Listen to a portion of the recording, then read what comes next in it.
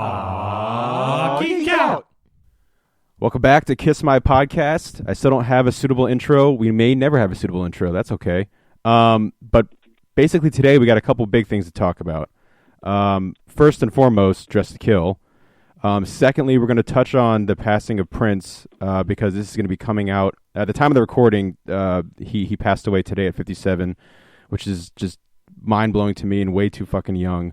So just going to touch on that for a second here and get back into Kiss. Although he did have a song called Kiss, which is amazing. So it all comes together. And then I'm going to introduce my buddy Kyle here in a second. And as I kind of teased last episode, Dress to Kill is his favorite album. But let's go over some of the basics real quick. I'll give you a little intro to my friend Kyle here and we'll get going. So again, Dress to Kill, recorded February 1975 at Electric Lady Studios in New York. Released March 19th, 1975. So again, they're pushing these albums out like fucking crazy.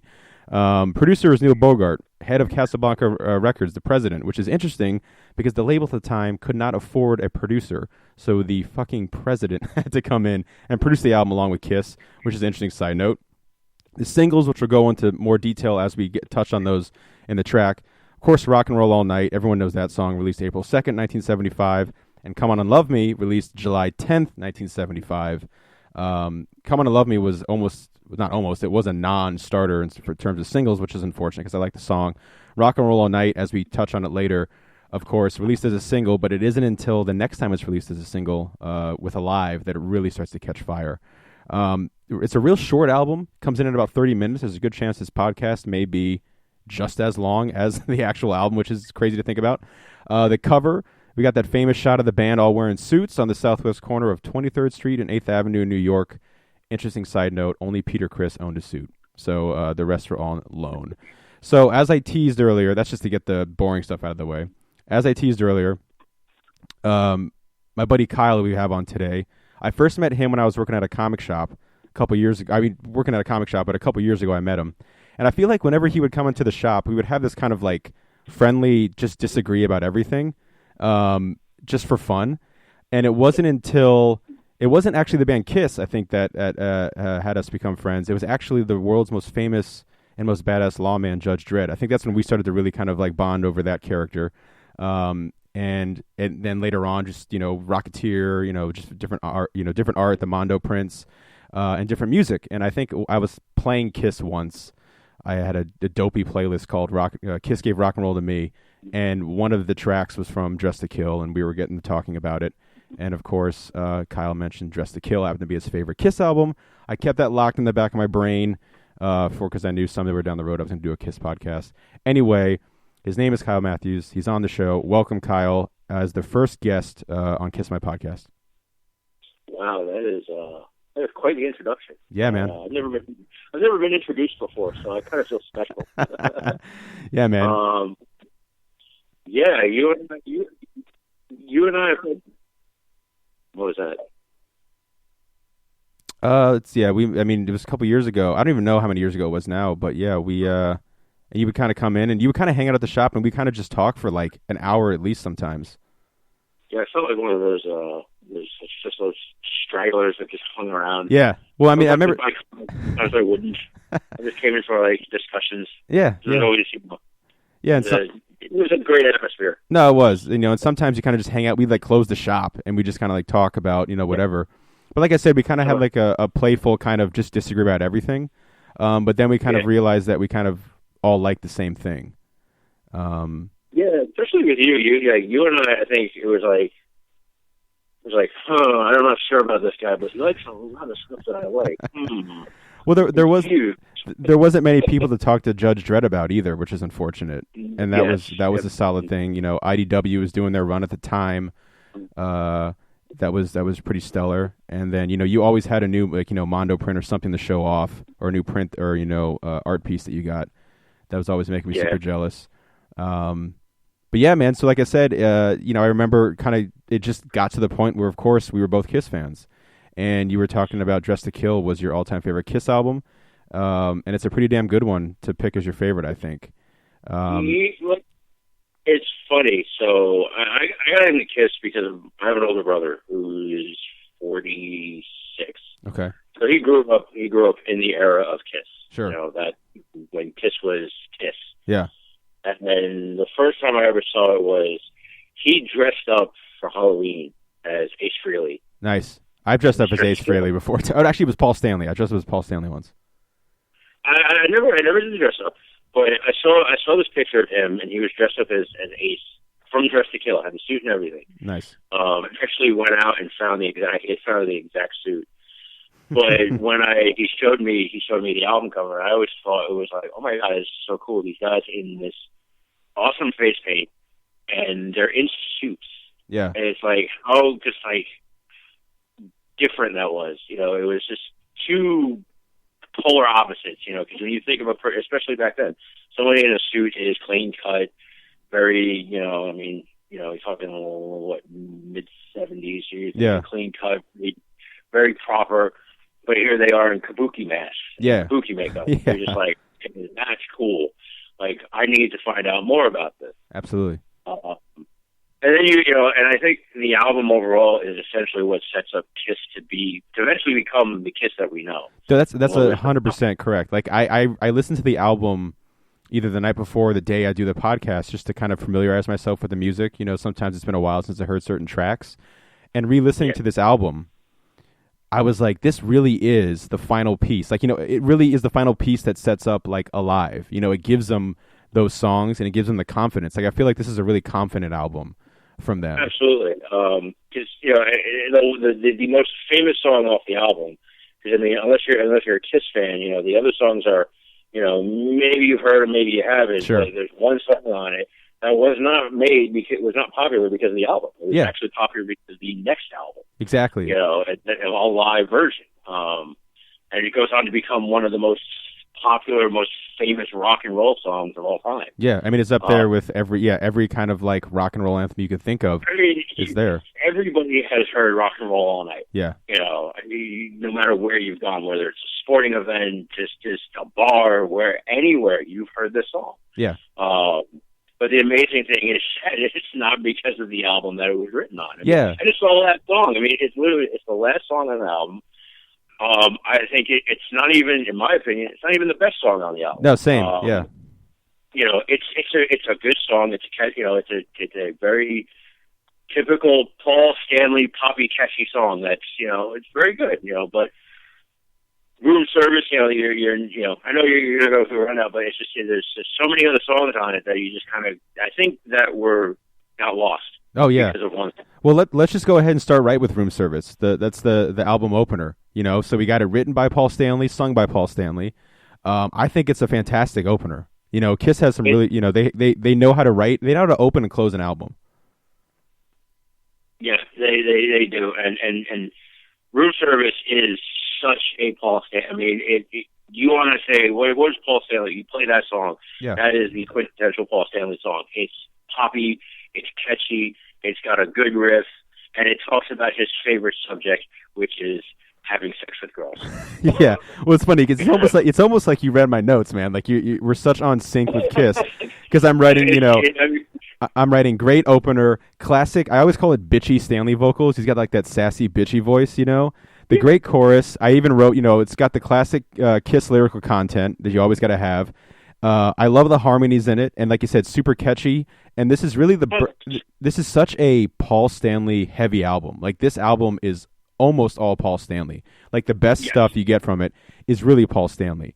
And like I said, it really is. Yes, it is. And as you said, it's so catchy. You know, as you said, the harmonies in it is what, you know. You listen to that song, you just start saying "Room Service." Yeah, I can Jamil. It's just such a catchy song. And also I always like to give props to Peter Criss, because on the Geek Out podcast we do, I always feel like I rib the guy a little too much, but really solid drum work on Room Service. Like again, they're all really confident in their instruments, and it's not like they weren't on the first two albums, because I still think their first album Kiss is one of their best albums. But again, they've been on the road. They've dealt with the negativity. They dealt with the quote unquote failures, and they just keep going. You know.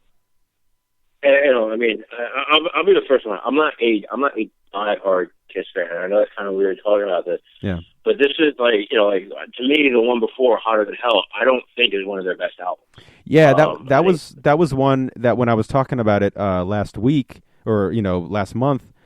It's an album that I feel like if it was better produced, the material on it could have been transcended to be one of their best albums. But the problem is, so much of it is weighted down in this super muddy, hard to listen to production. And yeah, it was exactly that. It was bad production, and it just, there are some songs, like there are some staples for Kiss concerts.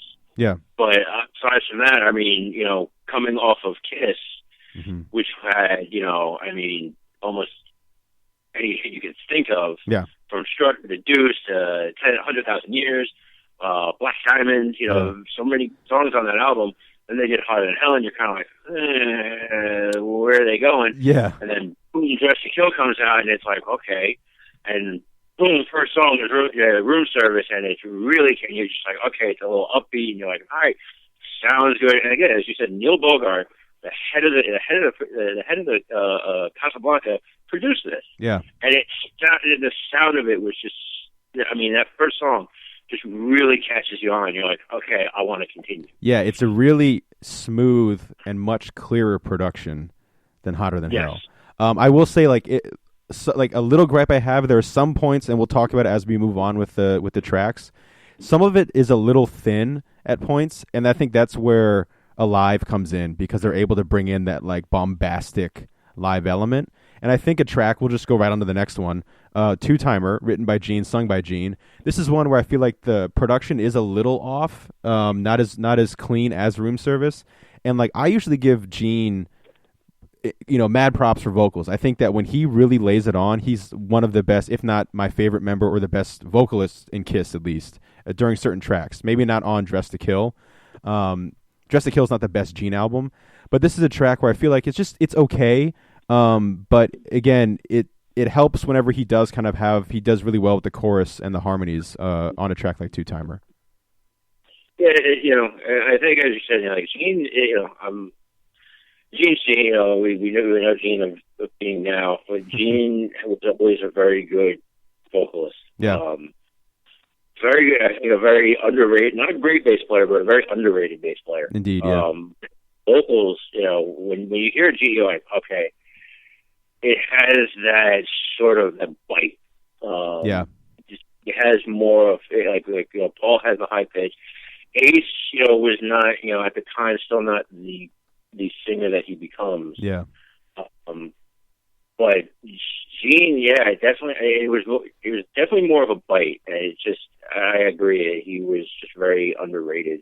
Yeah, and I think a track like Two Timer is a fine track, but for me, I think a better Gene track than Two Timer is the next track, Ladies in Waiting.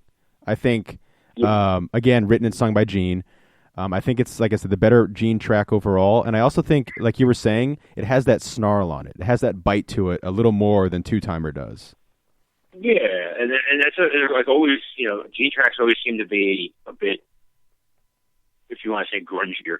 Yeah, no, definitely. Yeah, I mean, Two Timer does start heavier, and then it kind of goes nowhere. You know what I mean? Like it kind of. Track that's a little later, like when she starts, that grungier bass sound.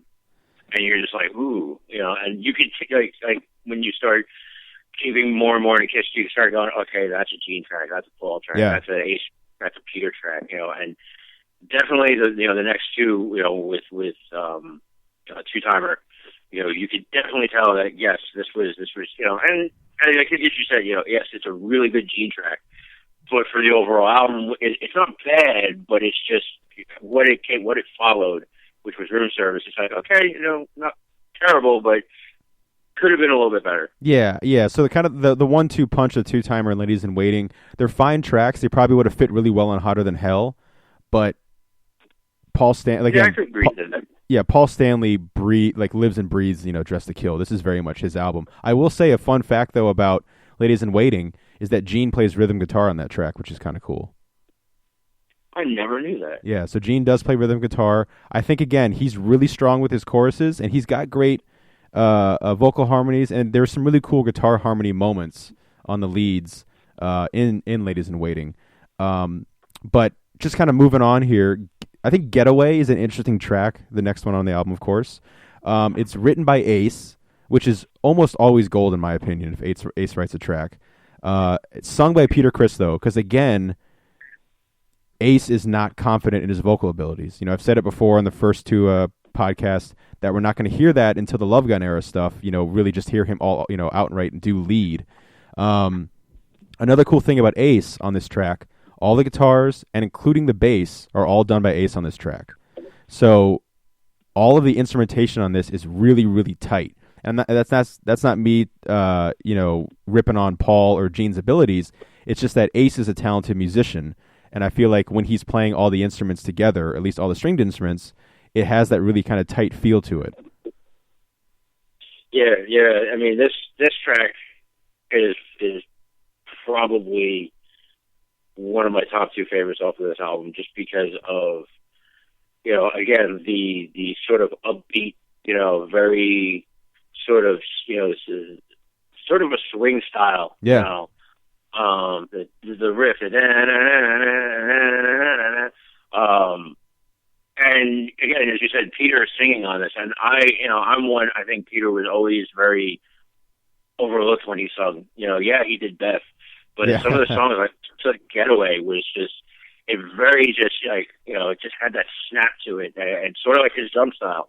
He wasn't a bombastic drummer; he was more of a jazz drummer. Just very had that. It was tight. It was very, very together. Yeah. And so was the song, and Don, I mean, you're pretty good at pulling out facts. I had no idea. I didn't know that Ace had pretty much written everything on it. I knew he wrote the song, but I didn't know he did all the other stuff. But I just think it's just kind of like, in my opinion, one of the top two songs of this album.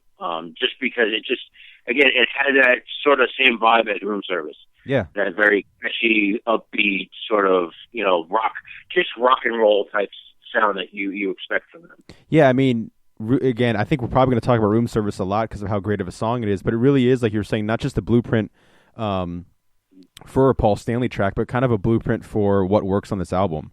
And Getaway... it goes back to, this is the blueprint of what Kiss becomes. Yeah. You start off with that one song, and you kind of, and then you, as you say, if you go and listen to the later stuff, you listen to Kisstory, you listen to Love Gun and all that, you kind of get a sense that this is where it started. As you say, I think you had stated that in one of our conversations, you had read some of the books. And at this time, they were touring a lot. They were always on the road, which then got to them. Actually, I think it was Peter Criss's book. I'm not going to say it 100%, but I think this is where, during this time where they were touring out Hotter Than Hell, where they were writing all these songs, and it started to flow a whole lot better. Yeah, because it had to be super kind of, not depressing, but just depleting for them, because they're writing all this great rock and roll material, and they're putting on these killer live shows, and then they're going in to record the albums, and it's just not gaining that momentum. And even a great album like Dressed to Kill doesn't gain momentum when it comes out. It really doesn't hit the charts, like we said with Rock and Roll All Night, and Come On and Love Me is a non-point, even though I love that song as a single. And back then, singles were king. And absolutely. It only got to, I think it was number 32 on the US charts. So it didn't. I mean, nowadays we don't look at charts for music much, but back then, I mean, that was huge. Yeah, and you didn't really speak a lot. Yeah, and looking back now as fans, we can see kind of how, like we were saying, that evolution of them becoming the band that we all know and love, and looking back at an album like the debut Kiss, Hotter Than Hell, and definitely Dressed to Kill. You look back and you're like, man, they really had something there. We just weren't aware of it yet. And so it's just kind of interesting. That's one of the things I like looking back and doing all these albums, is kind of realizing, like, they kind of had it there the whole time. It just took that certain stroke of magic, which was alive. So you're 100% right, because I think it was Rock and Roll All Night pushed it. I think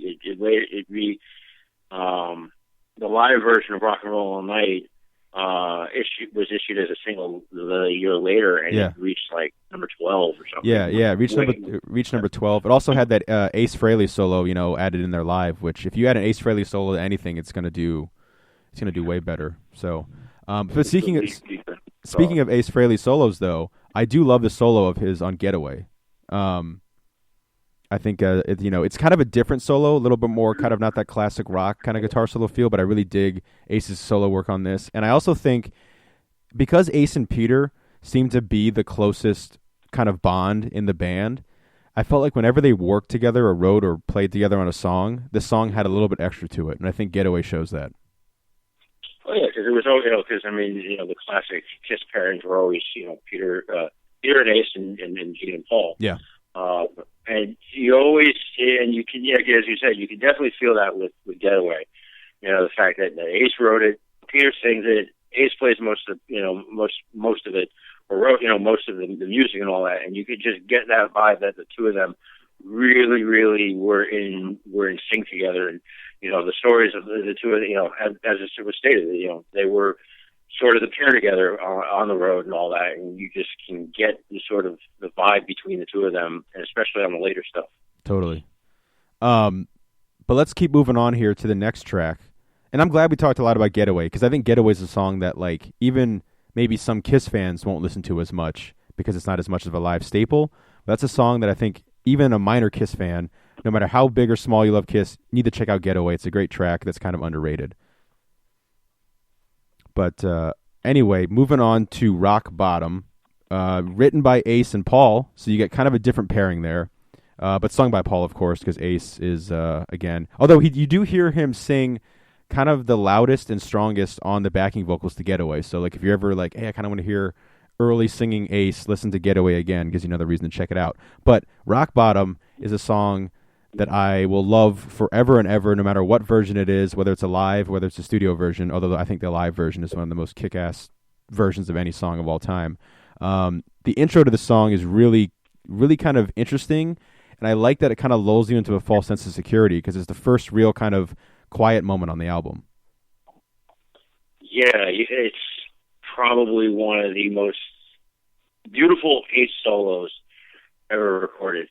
And it's just this nice, beautiful, soft, just intro, and then it smacks you up right side of the head. Yeah.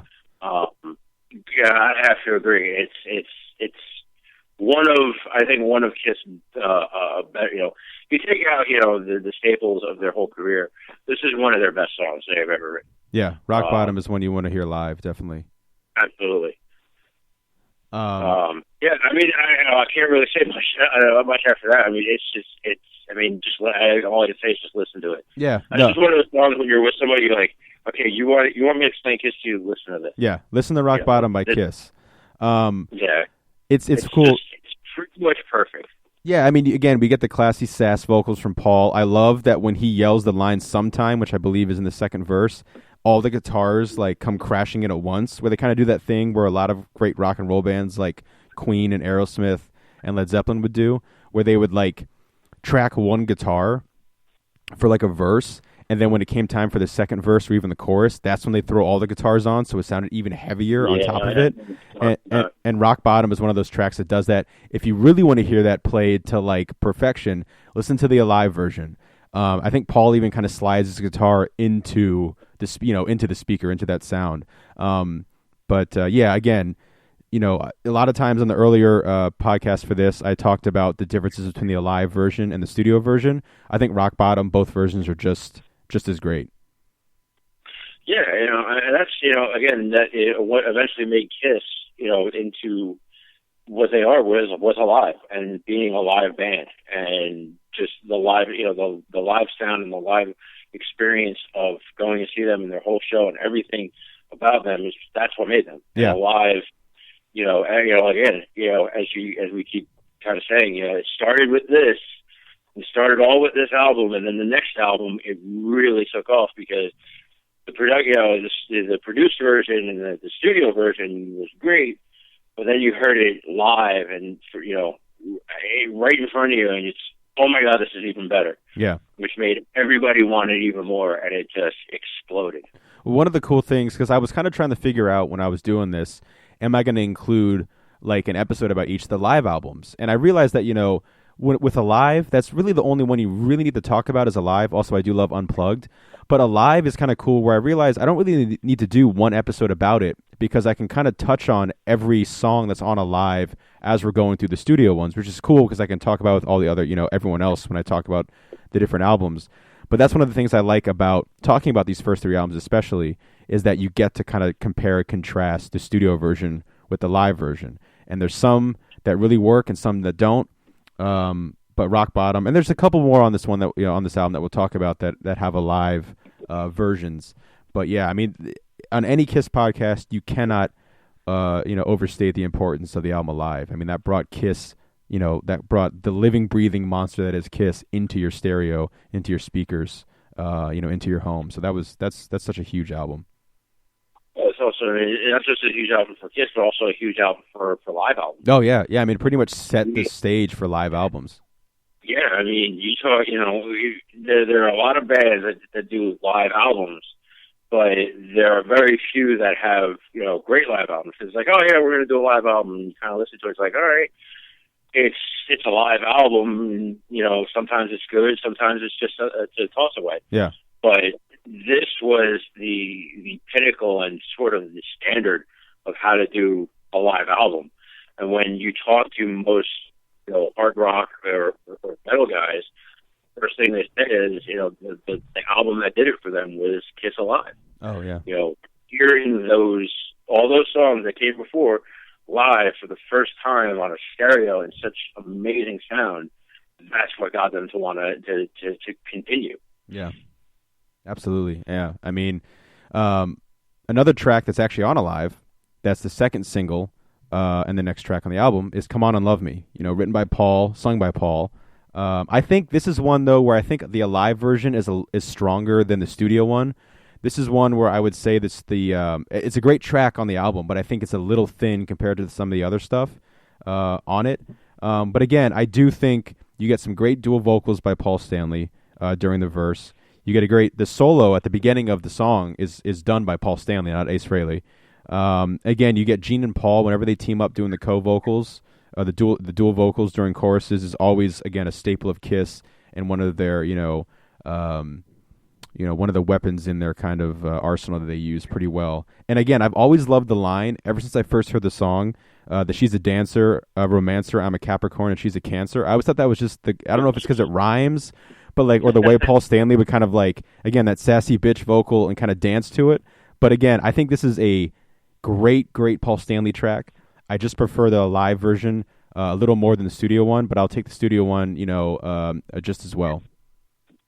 And so I'm glad you brought up that line because that's the one line that always sticks out to me. Yeah. That as you said, it just oozes Paul. Yeah.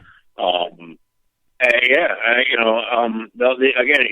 it's like we're repeating over and over. And yes, it's the studio version is good, but the live version, I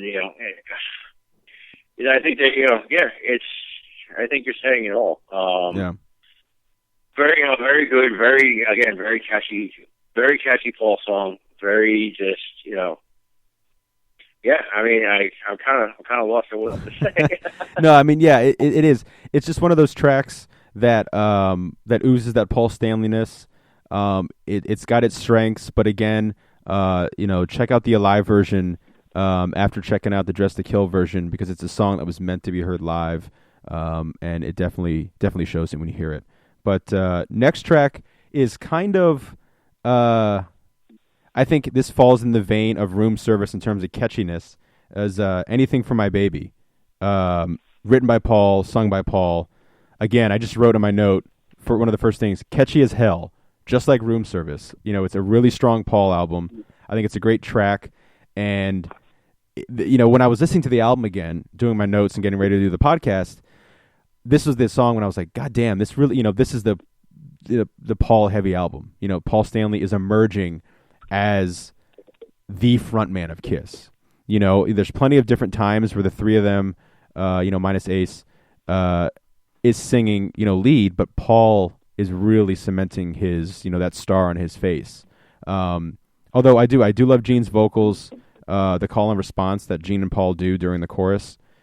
And again, solid drum work by Peter as well. Yeah, yeah. It's sort of following a formula here, as you said. This is the album that Paul Stanley does become the star child. Yeah. He really he emerges all, great songwriting, great guitar playing. His voice is so much better on a lot of these songs. And I believe this is the first song that was from their previous band that I cannot remember the name of. Wicked Lester? Yes. Yeah, which I've talked about. I think that's one of the coolest names for a band of all time. Yeah, like why? Kiss is cool. But like, why not do Wicked Lester? Yeah, Wicked. I guess because Kiss is. I think they were saying, Kiss is international. Like everyone knows that word, And I guess that was that brand. Wicked of that. Lester. That sounds like the pervert down the street. But yeah, I mean, again, a great track and kind of fits really well with some stuff later on. At least one other track later on. But the next track's one I've wanted to get to since we started.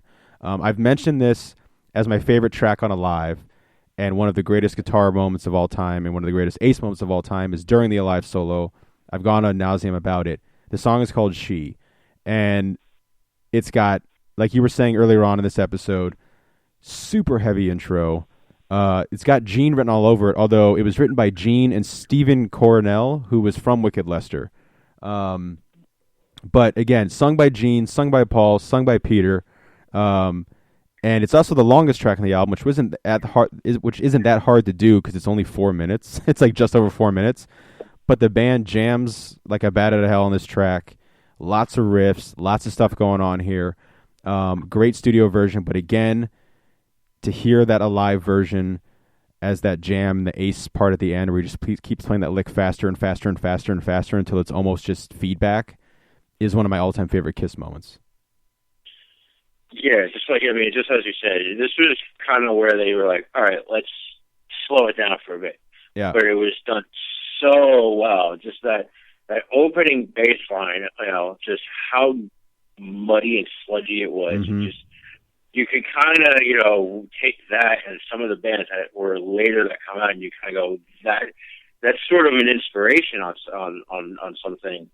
But yeah, I mean, Gene just he kills this. He just absolutely kills it. It's not so much for me the live version, but when it gets to this point,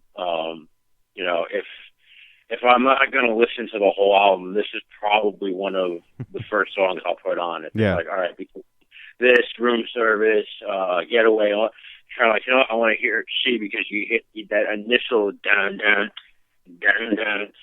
So done so well, just so well. Have you ever heard the Wicked Lester demo where it has like flutes and it sounds very like what is it, like kind of like Mamas and the Papas, like very hippie? Like I think they were trying to go for kind of a hippie vibe, like when they were just starting out. If you've never heard it, check out. It's on like the Kiss box set, or you can find it probably on YouTube.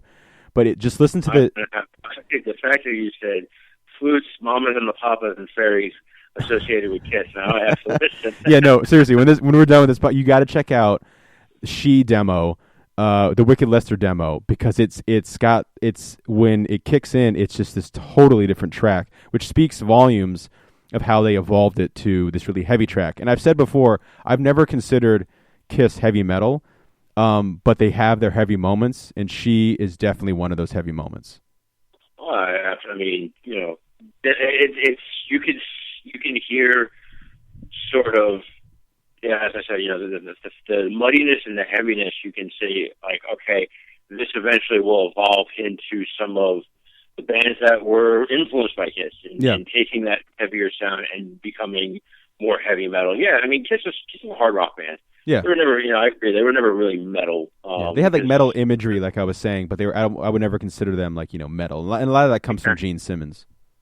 Yeah, but yeah, man, she is. If it's not my favorite track on the album, it's probably number 2. I think it's a fantastic Kiss track.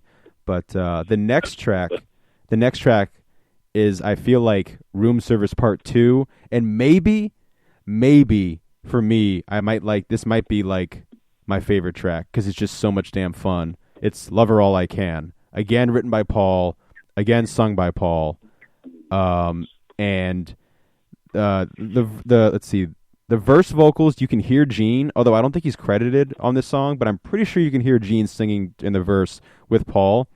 But my favorite moment of the song is you kind of got the verse, kind of, just classic catchy Kiss, but then the chorus just kicks in with that really great like acrobatic riff that's hopping all over the place. And again, sassy Paul Stanley vocals. Like, it's just a great, fun, Dress to Kill sound. You know what I mean? Like, this is a great example of Dress to Kill, like Room Service. Love Her All I Can is just such a great song, such a great solo from Ace as well, and just overall, I think, maybe my favorite track on the album. Yeah, it's again, I don't know how many times we're going to say this. It's like we're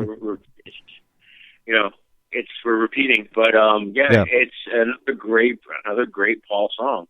And for someone, I mean, I was never really big on Paul later in the years. When some fans, I kind of lose interest after, the big albums, especially. I probably lose interest after Dynasty. Yeah. But Paul was, this is where it kind of made me go, you know what? This is why Paul Stanley is one of the best. Yeah. His whole album, all these songs, all these songs he wrote. This is what made him what he is. And this song also as well. Again, just oozing the sexiness of Paul Stanley's art style. Yeah. There's not really there's not much else I can say. Well, who would you say is your favorite member of Kiss? Is it Ace? Oh, absolutely. Yeah. I mean, I still follow Ace to this day. Yeah. I still listen to a lot of Ace's new stuff. Yeah. He's got some really good stuff. Like, his new stuff's really pretty solid. Yeah, he's always, for as messed up as he got, he always stayed solid. Yeah. For as much of the drugs and the alcohol that he did and all that, he was always still solid. He always performed. He always brought his A game, even though he was, partying as hard as he did. Yeah. And another little tidbit of this fact, this is also the era where the smoking guitar comes out too. That's right. This is where Ace starts. This is the tour that he starts using this. So yeah, I mean, Ace, I know maybe it's not really because he's a guitarist or whatnot. It's just he always stuck to me more. Yeah. Just because when I discovered Kiss, Ace Freely Comet was already out, and starting to listen to a lot of that, and then the stuff I get into later, everybody really,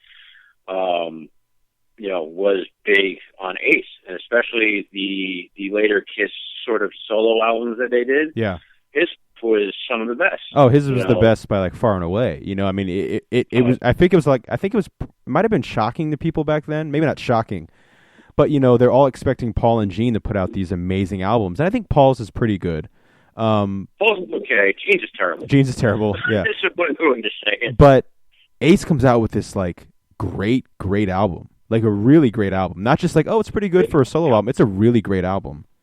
It's a great rock album. Yeah. I mean, Snowpine. Yeah. Fractured Mirror is one of my Fractured Mirror is one of my favorite. That instrumental on that track's fantastic. Top to bottom, that album is fantastic. I mean, that is one of more my favorite. With Dress to Kill, that is one of my favorite albums. Oh yeah, that's the only one It's the only solo one I own.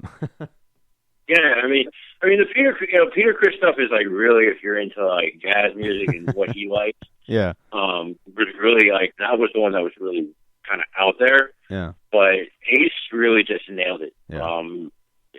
But yeah, we all love Kiss now because of Gene and Paul and all the fighting and all that. But I mean, all together they wouldn't be where they are without each other. Exactly. No matter what Gene and Paul want to say, these four together, Gene, Peter, Paul, and Ace, making these first few albums. Without all that, you wouldn't have the later tours and all the merchandise and all this, the nonsense that come later. Yeah. But this, and I'll say it again, this is the album that, if it wasn't for this album, I don't think we'd have Kiss where they are, what they become. Yeah, They probably would have stuck around and maybe probably would have continued as, you know, a decent hard rock band, but maybe it never become as big as they did. no, they would have never hit that hysteria that was the mid to late 70s of Kiss, you know. Yeah.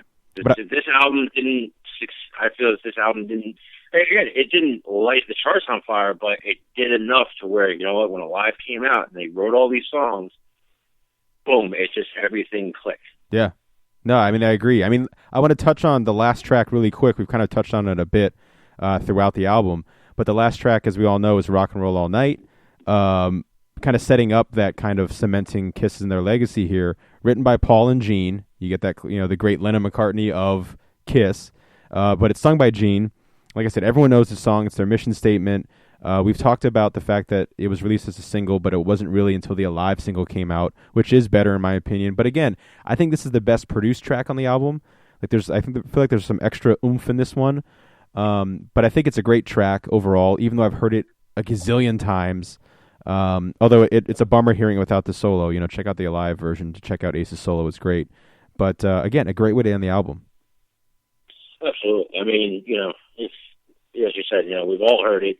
There are times where you're like, all right, I know I've heard this song enough to turn up. But there are those times where you're like, you know, it's Kiss, you know, and it's rock and roll all night, and you know, when you hear that initial guitar, and you're just like, all right, I gotta listen to it now. Yeah.